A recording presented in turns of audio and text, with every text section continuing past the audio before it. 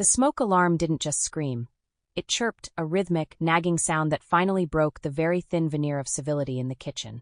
Mark's charcoal suit was ruined, his tie was tucked into his shirt to keep it out of the grease, and he was holding a blackened baking sheet with a pair of floral oven mitts that looked ridiculous against his frame. "Clara," he shouted, his voice cracking. "The oven is smoking." This story is a poignant exploration of weaponized incompetence and the mental load of domestic labor. It captures the exact moment a woman transitions from being the invisible engine of a household to a silent observer of its inevitable collapse. Before we get started, be sure to subscribe and hit the alert button so you don't miss any of our upcoming stories on faith, transformation, and the threads of grace that bind us together. The kitchen clock didn't tick, it pulsed. To Clara, it sounded like a countdown. She stood at the island, her hands submerged in lukewarm dishwater, watching the headlights of Mark's car sweep across the living room wall. He would be inside in 3 minutes. He would drop his keys on the mahogany table she had polished that morning, oblivious to the scent of lemon oil. He would ask, "What's for dinner?" before he asked how her day was, not realizing that her day was baked into the lasagna, folded into the laundry upstairs, and scrubbed into the grout of the shower he was about to use. He lived in the house, she lived for the house. The front door clicked shut with a finality that usually signaled the end of a day. For Clara, it was simply the commencement of the second shift. Mark's keys hit the mahogany entryway table with a sharp clack. He didn't notice the way the sound echoed in the foyer she had spent the afternoon vacuuming, or the way the faint scent of lemon oil rose to meet him. He was already unbuttoning his sleeves, his mind trailing behind him in the office, or perhaps ahead of him toward the television. "Rough day," he said, his voice drifting in from the hallway. He didn't wait for a response. He never did. Clara pulled her hands from the dishwater. They were pruned and ghostly white, the skin around her wedding band raw from the constant cycle of soap and heat. She dried them on a tea towel, one of the everyday ones, because the good ones were folded in a precise, decorative stack that he would never dream of disturbing. "I'm sorry, Mark," she said, her voice sounding small even to her own ears. "Is the lasagna okay?" "It's been in the oven on warm." "Great, thanks. I'm just going to change first." She watched his shadow move up the stairs. She knew exactly what would happen next. He would drop his suit jacket on the bed, not in the closet because the hangers were fussy. He would leave his socks in a curled pair by the dresser. He would emerge 10 minutes later in soft cotton, ready to be served. Clara moved to the oven. The handle was hot, a stinging reminder of the heat she lived in all day, the steam from the iron, the rush of the dryer, the boiling pots. As she pulled the heavy ceramic dish out, she felt a familiar, sharp pinch in her lower back. It was a dull ache that had become her constant companion, a physical manifestation of the mental list she carried at all times. "The milk expires tomorrow. Leo needs his permission slip signed for the museum. The guest bathroom light bulb is flickering. We are out of dishwasher pods." She set the table for 2. She made sure his water glass was sweating with exactly 3 ice cubes, the way he liked it, while hers remained empty at the tap. When Mark finally sat down, he looked at the lasagna with the appreciative but detached gaze of a restaurant critic. "Smells good, Claire. Did you get a chance to call the insurance guy today?" Clara felt a sudden, hot prickle behind her eyes. She had called the insurance guy. She had also called the pediatrician, the gutter cleaner, and her mother. She had scrubbed a mysterious stain out of the rug and matched 24 pairs of socks. "I did," she said, sitting down. "He said the claim is processed." "Good. One less thing to worry about," Mark said, taking a large bite. He smiled at her, a genuine, boyish smile that used to make her heart skip. Now it just made her feel tired. He truly believed we had one less thing to worry about, unaware that we was a luxury he enjoyed because she took care of the worrying for him. He began to tell her about a merger at the firm, his words painting a picture of a world with high stakes, bright lights, and people who shook his hand and called him by his title. As he spoke, Clara looked down at her plate. She realized she wasn't hungry. She was full, stuffed to the brim with the mundane, heavy details of a life that felt like it was happening to her, rather than with her. "Are you okay?" Mark asked, pausing mid-sentence. "You're quiet tonight." Clara looked at the mahogany table, then at the dishwater she still needed to drain, then finally at him. "I'm just thinking about the clock," she said. "The clock?" He glanced at the wall. "Is it broken? I can take a look at it this weekend if I have time." He turned back to his lasagna, missing the way her grip tightened on her fork until her knuckles turned as white as the plates. The morning arrived not with a bang, but with the familiar rhythmic demands of a house that refused to run itself. By 7 a.m., Clara had already negotiated a peace treaty between the toaster and the frozen waffles, located a missing soccer cleat in the back of the pantry, and started a load of whites. Mark was in the ensuite bathroom, the steam from his shower billowing out into the bedroom like a fog. The trigger wasn't the pile of damp towels he left on the bed, though that usually would have stung. It wasn't even the fact that he'd used the last of the coffee without mentioning it. It was the blue folder.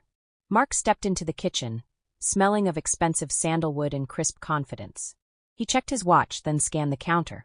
"Claire, honey, where's the blue folder? The one with the quarterly projections? I left it right here last night." Clara stopped mid-motion, a sticky syrup bottle in one hand and a sponge in the other. She looked at the spot he was pointing to, a spot she had cleared at 11 p.m., so she could wipe down the crumbs he'd left behind. "I moved it to your office desk, Mark. I didn't want it to get stained while I was cleaning up after dinner." He sighed, a small, sharp sound of redirected inconvenience. "I had it right where I needed it for this morning. Now I've got to go back upstairs. I'm already 5 minutes behind." He didn't ask if she had seen his car keys. He didn't notice that she was wearing the same leggings from yesterday because she hadn't had time to shower yet. He just looked at the kitchen, the heart of the home she kept beating, and saw it as a place that had dared to move his paperwork. "And hey," he called out from the hallway, his voice cheerful again as he found the folder. "Don't forget the dry cleaners today. I need that charcoal suit for the board meeting tomorrow. Oh, and can we do something light for dinner? That lasagna was a bit heavy for a weeknight." He leaned in, kissed her cheek, a dry, transactional gesture, and was gone. The garage door rumbled, then settled into a heavy silence. Clara stood frozen. Heavy. The lasagna had been heavy. The house was heavy. Her life was heavy. But to him, these were just observations made from the window of a moving car. She looked at the syrup bottle in her hand. Slowly, deliberately, she didn't put it back in the pantry. She didn't wipe the sticky ring it had left on the marble. Instead, she let go. The bottle tipped over, amber liquid beginning to ooze across the pristine white surface in a slow, rebellious crawl. She didn't reach for the sponge. She walked to the cupboard, pulled out the good china teacup, the one kept for guests who seldom came, and sat down at the sticky table. The laundry hummed in the basement, calling for her. The dry cleaner's clock was ticking. The light dinner was unbought. Clara took a sip of lukewarm tea and watched the syrup reach the edge of the counter. For the first time in 10 years, she decided to let it drip.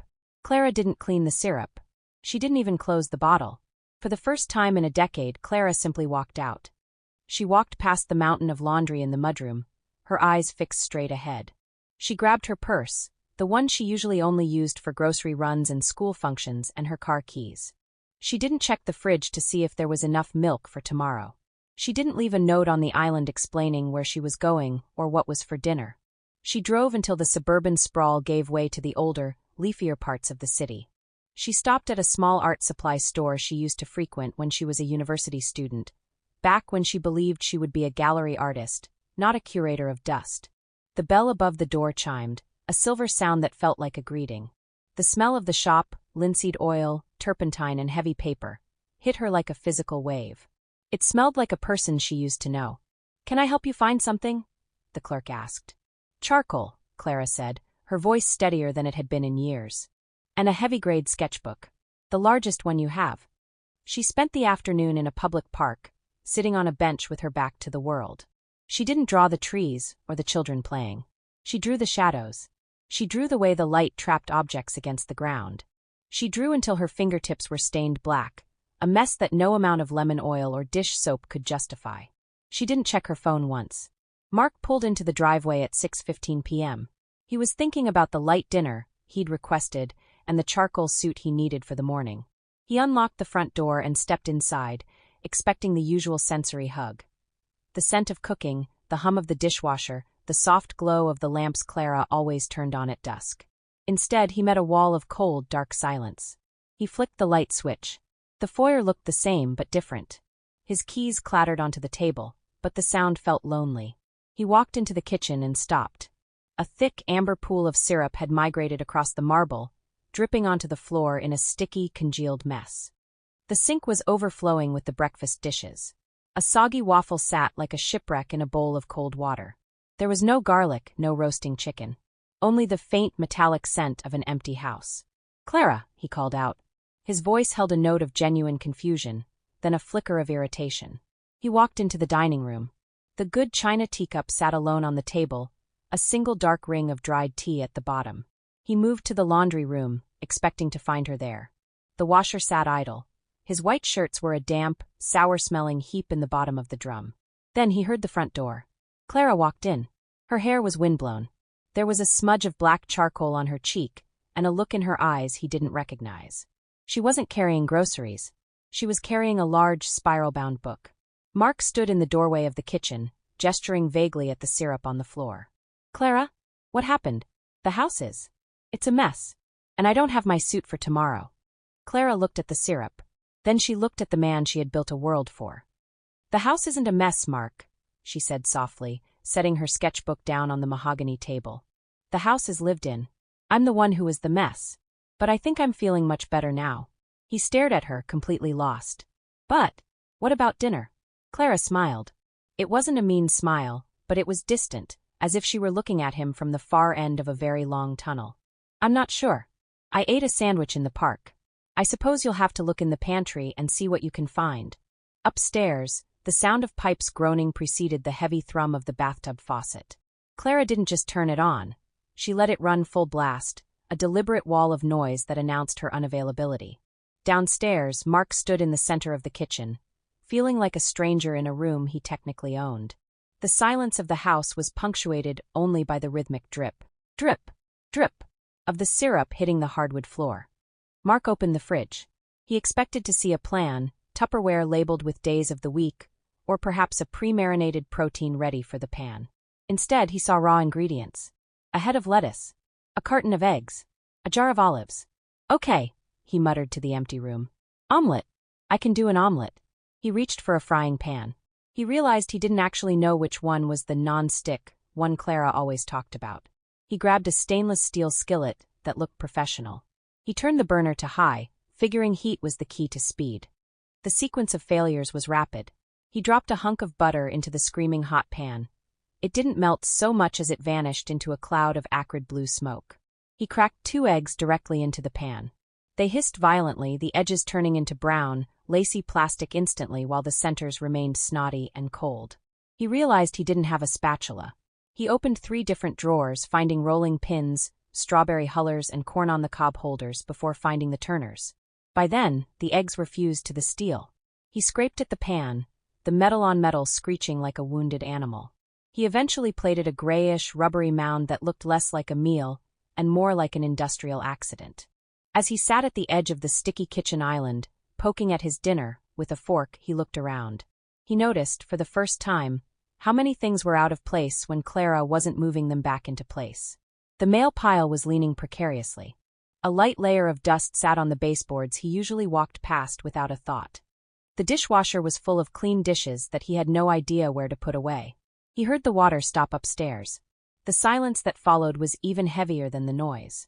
He looked at his suit bag hanging on the pantry door, empty. He looked at his stained hands. For the first time, the outside world of mergers and quarterly projections felt flimsy compared to the absolute collapse of his domestic reality. Clara descended the stairs wrapped in a thick, terry-cloth robe that had been buried in the back of the linen closet, a relic from her honeymoon. Her skin was flushed pink from the heat, and her hair was pinned up in a messy, wet knot. She looked relaxed, or perhaps more accurately, she looked vacant of the usual frantic energy that drove her to straighten picture frames as she walked by them. She entered the kitchen. The smell of burnt egg and scorched butter was thick enough to choke a ghost. Mark sat at the island, hunched over his gray, rubbery meal like a dejected gargoyle. He looked up, his eyes wide with a plea for help. He gestured with a sticky fork toward the skillet, which was now cemented with egg residue and soaking in a shallow pool of grease on the stove. "I tried," he said, his voice cracking slightly.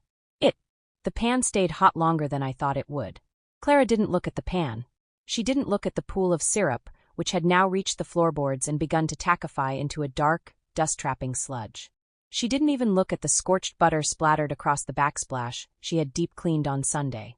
She walked straight to the cupboard, pulled out a glass, and filled it with cold water. It's a tricky stove, she said simply.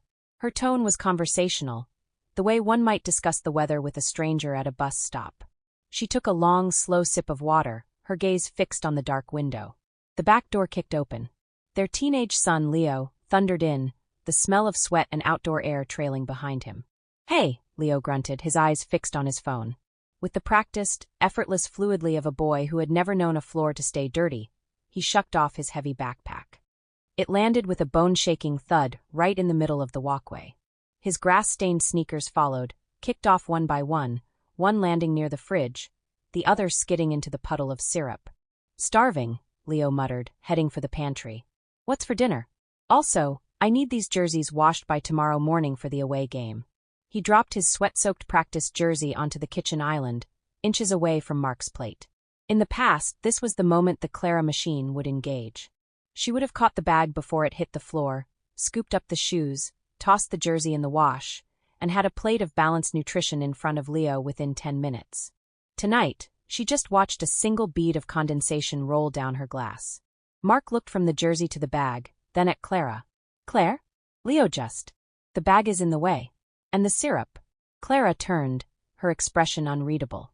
She stepped over Leo's backpack with the grace of a tightrope walker. She didn't pick it up. She didn't even nudge it with her foot. "You're right, Mark. It is in the way," she agreed. She set her glass in the sink, right on top of the soggy waffle, and headed back toward the stairs. "Mom!" Leo called out, finally looking up from his phone, sensing a glitch in the simulation. "The jersey? The game's at 8. Clara paused at the threshold, the light from the hallway casting her in silhouette. "I'm sure you and your father can figure out the settings on the washing machine, Leo. It's the big white box in the mudroom. It's been there since we moved in." She disappeared upstairs, leaving the three of them, the man, the boy, and the mess, to inhabit the reality she had spent a decade shielding them from. In the kitchen, the silence was replaced by the low, uncertain murmurs of two people who had inherited a kingdom without a manual. "Dad?"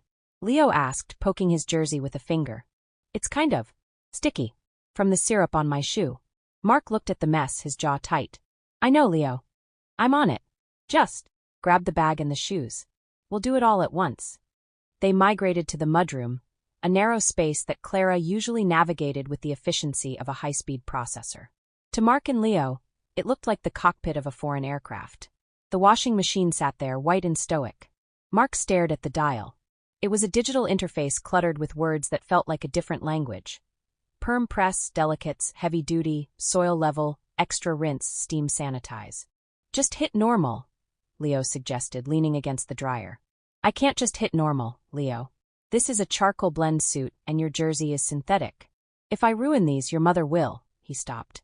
He had been about to say your mother will kill me, but the realization hit him. Clara wasn't the one who would be angry. Clara wouldn't care.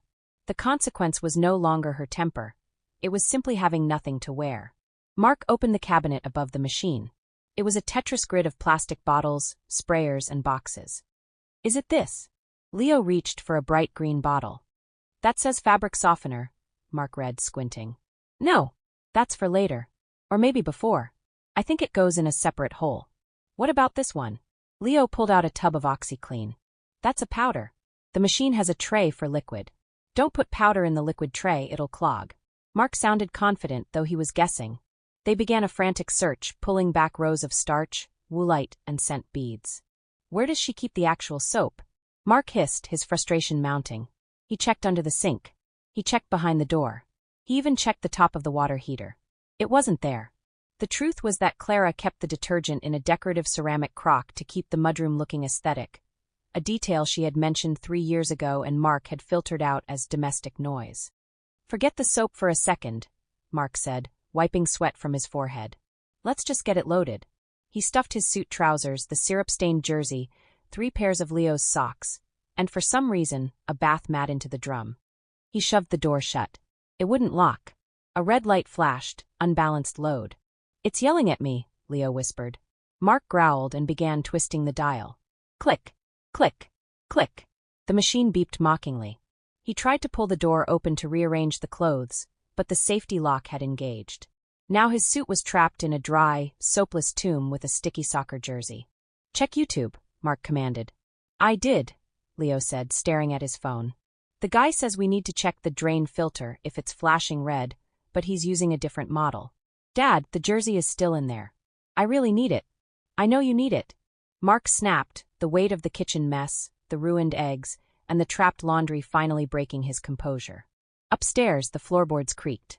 They both froze, looking at the ceiling, waiting for the savior to descend.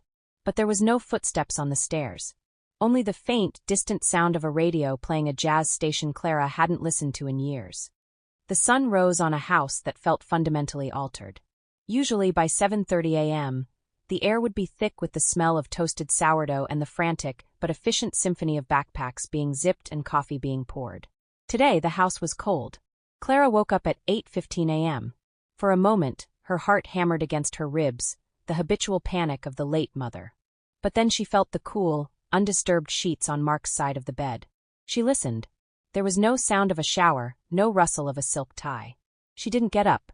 She rolled onto her side, pulled the duvet up to her chin, and watched the dust motes dance in a shaft of light. She was still in the house, but for the first time in a decade, she wasn't of it. Downstairs, Mark looked like a man who had survived a minor natural disaster. He was standing over the sink, trying to scrub a dark, stiff patch of syrup off the cuff of his charcoal trousers with a wet paper towel. It wasn't working. The moisture was just spreading the stain, turning the fabric a deep, bruised purple. Because the dryer had been confusing, and the washing machine had stayed locked in its unbalanced death grip for 3 hours, he had eventually managed to pry his clothes out at midnight. They had spent the night draped over the kitchen chairs. He was currently wearing damp suit trousers wrinkled at the knees and smelling faintly of sour laundry. He'd found a clean shirt in the back of the closet, but it was from 3 years ago. It strained across his chest, the buttons pulling dangerously. His jacket was the only thing that looked passably professional, but it couldn't hide the fact that he smelled like a mix of scorched eggs and ocean mist fabric softener. Leo wandered in, his face a mask of teenage despair. He was wearing his backup jersey, the one that was 2 sizes too small and had a hole in the armpit. "I look like a toddler, Dad," Leo groaned, tugging at the hem. "Eat a granola bar and get in the car, Leo," Mark snapped. He looked at the kitchen clock. He was 20 minutes late for the board meeting. He glanced toward the stairs. He wanted to scream. He wanted to go up there and demand to know why his life had suddenly devolved into chaos. But the memory of Clara's face the night before, that calm, terrifying distance, stopped him. He realized with a jolt of fear that if he went up there and picked a fight, he might find out that she didn't just stop cleaning. She might have stopped caring entirely. He grabbed his briefcase, which felt strangely heavy. As he turned to leave, his heel caught on the edge of the syrup puddle, which had now hardened into a tacky trap. He stumbled, his shoulder hitting the doorframe with a dull thud. "Are we going?" Leo asked, unimpressed. "Yes," Mark hissed, limping toward the garage. "We're going." As the garage door rumbled shut, the house returned to a profound, beautiful silence. Upstairs, Clara heard the car pull away. She reached over to her nightstand, picked up her new sketchbook and a piece of charcoal, and began to draw the way the light hit the rumpled, empty pillows on Mark's side of the bed. Mark's day had been a slow-motion car crash.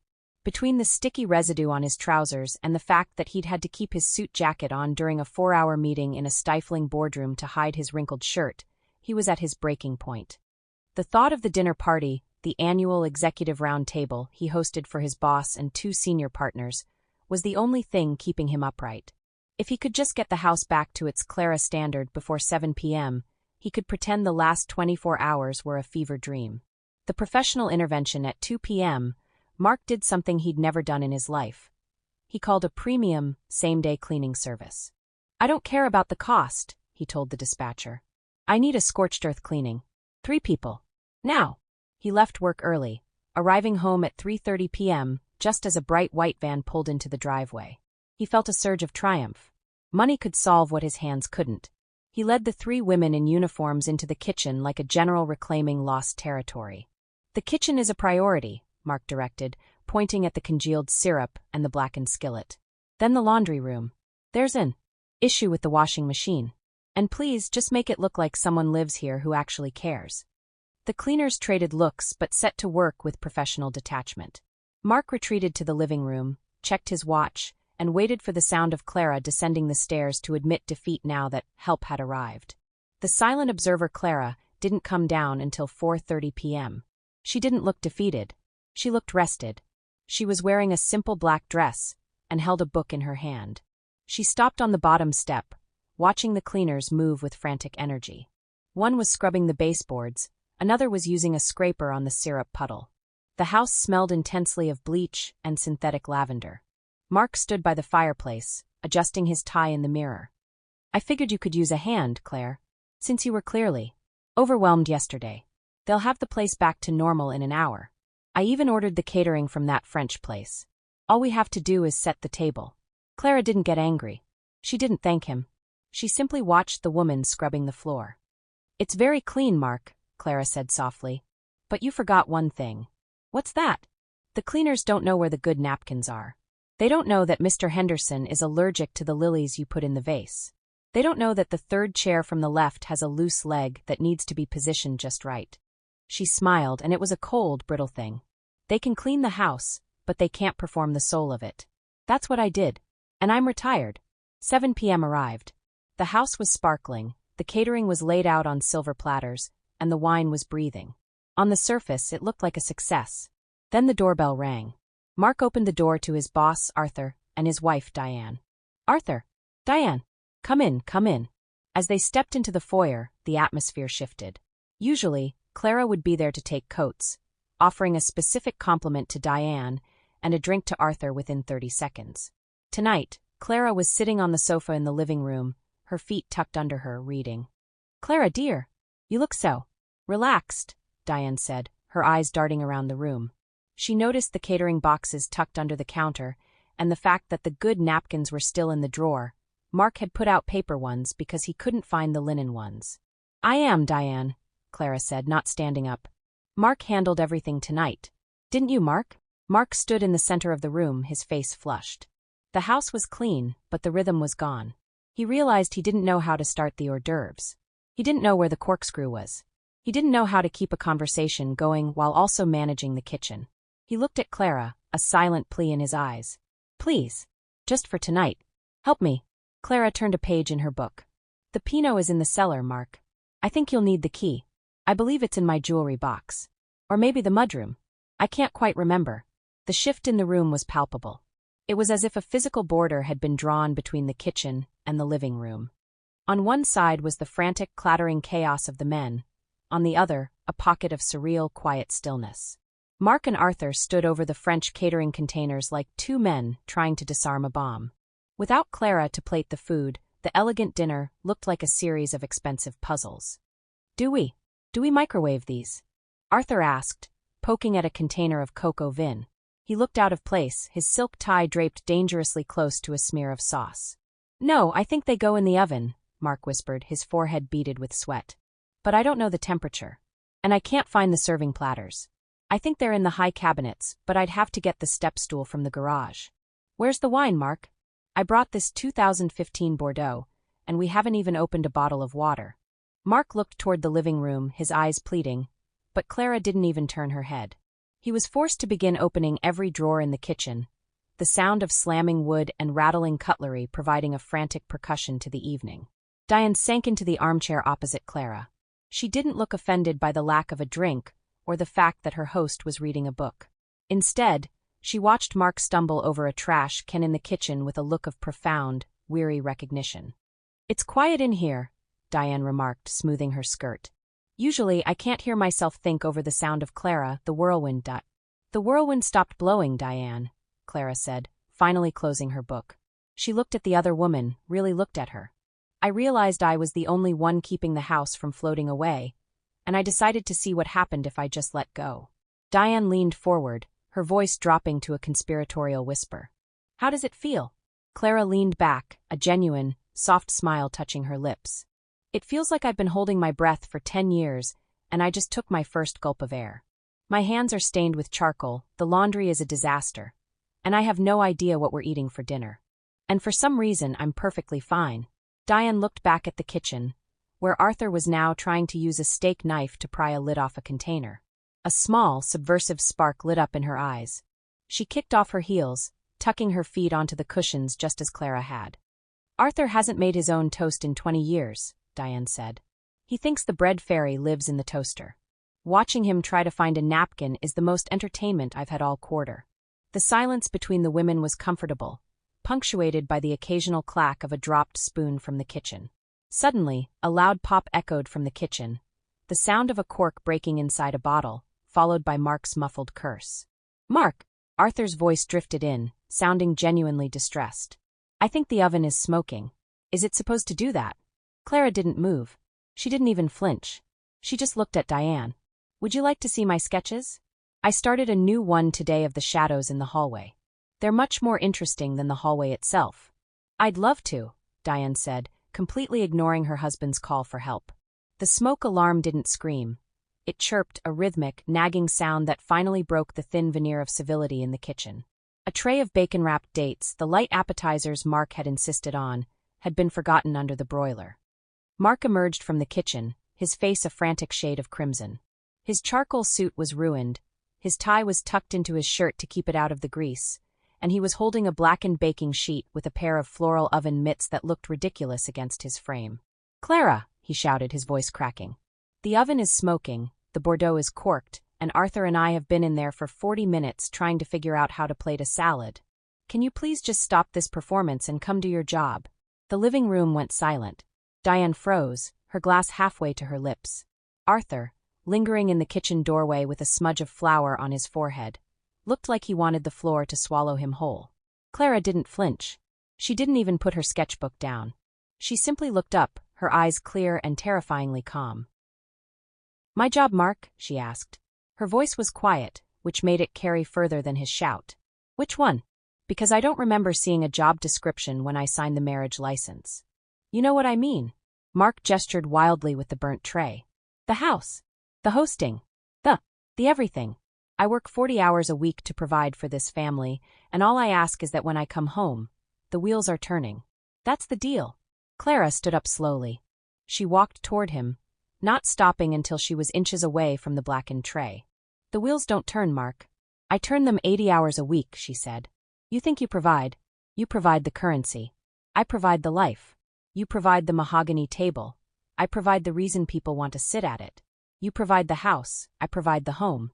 But you've mistaken my grace for my duty." She turned to Arthur and Diane, who were watching like spectators at a tragedy. "For 10 years my job has been to be the ghost in the machine," Clara continued. "My job was to remember that Mark likes his coffee at 185 degrees and that Leo needs his soccer socks bleached on Wednesdays. My job was to anticipate every thirst, every hunger, and every inconvenience before any of you even felt it. I was the invisible floor you walked on, and you only noticed I existed when I stepped aside and let you fall or within the church wall we visit twice a month." She looked back at Mark, who was deflating, the heat of the tray finally seeping through the mitts. "I am not an appliance, Mark. I am not a feature of this house like the central heating or the security system. I am your partner. A person who used to love the color of charcoal on paper more than the smell of bleach on a floorboard. If you want a job done, hire a manager. If you want a wife, you're going to have to learn where the detergent is kept, because I am officially off the clock.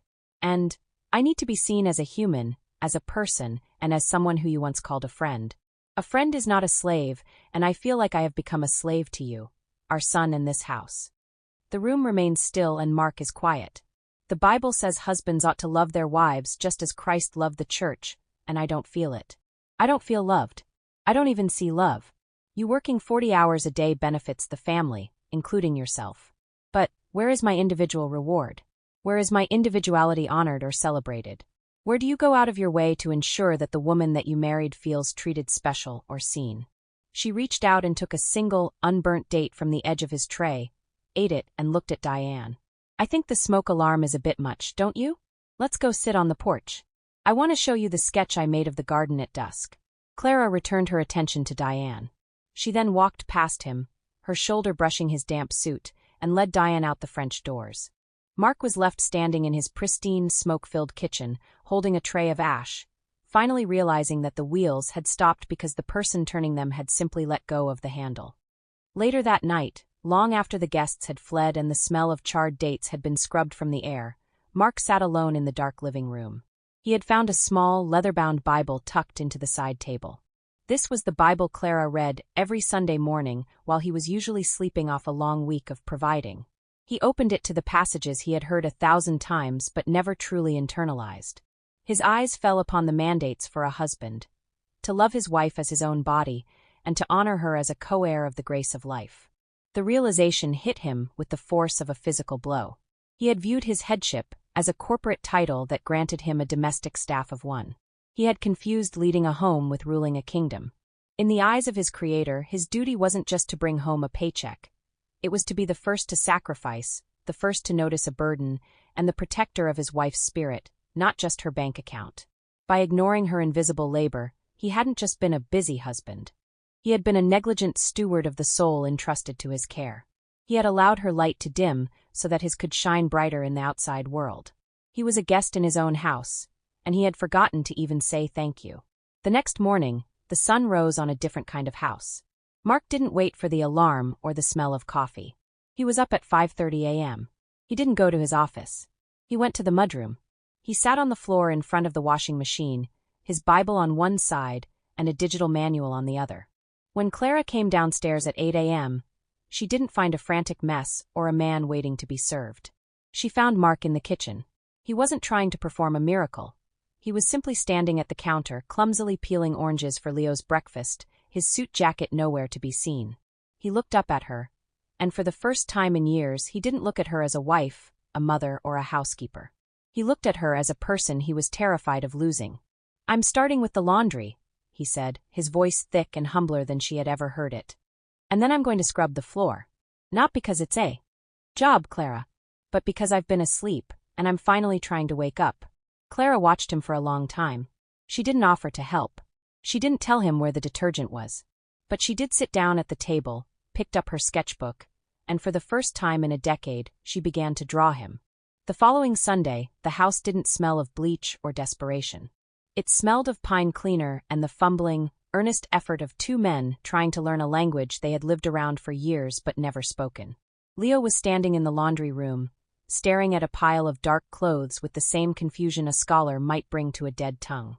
Mark stood beside him, a smudge of charcoal on his own forearm, a mark from helping Clara carry her canvases to the garage earlier that morning. "Okay," Mark said, leaning against the dryer. "Look at the tag, Leo. It's not just a scrap of fabric. It's a set of instructions. If it says cold, we listen. If we ignore it, the shirt shrinks, and then Mom has to deal with the fallout of you having nothing to wear. That stops now." Leo picked up a hoodie, squinting at the tiny symbols. "So, I just put it in and hit start." "No," Mark said firmly. "You check the pockets. You zip the zippers so they don't snag the other clothes. You treat the task like it matters, because the person who used to do it for you matters." Mark reached out and put a hand on his son's shoulder, his voice dropping an octave. "I failed you, Leo. I let you think that being a man meant being served. I let you think that my work outside this house was the only work that counted. But look at this place." He gestured to the hallway, where the floors were clean not because of a ghost, but because Mark had spent 2 hours on his knees that morning. A home is a living thing. If you don't feed it, it dies. And if you let one person do all the feeding, they starve. Leo looked at his father, then down at the laundry. For the first time, he didn't look annoyed. He looked like he was being let in on a secret. "Is that why Mom is in the garage painting?" "She's in the garage because she finally has the space to be herself," Mark replied. "We were crowding her out with our messes. From now on, we carry our own weight. We don't help her. We just do our part." Across the house, the sound of a garage door opening echoed. Clara walked in, her apron splattered with vibrant blues and earthy ochres.